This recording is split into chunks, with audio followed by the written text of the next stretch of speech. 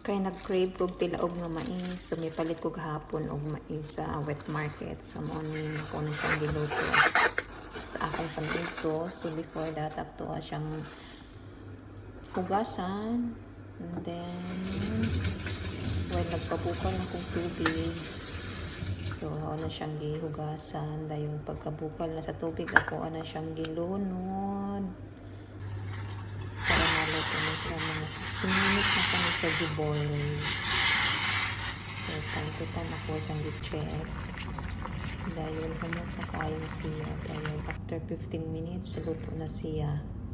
Ako siyang gi-transfer sa plato. And then, ang salin nga tubig sa gipabukalan, ako siyang gi-save kay ako na siyang ginom kay nindot man ang boiled corn water nga it's possible to remove unblack spots on the skin and can refresh the skin and clean.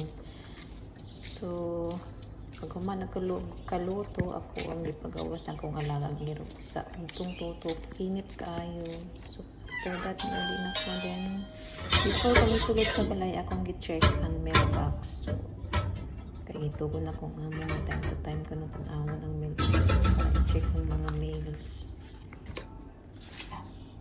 So isara kami lang akong nakuha karon kay everyday man ako sa gi-check.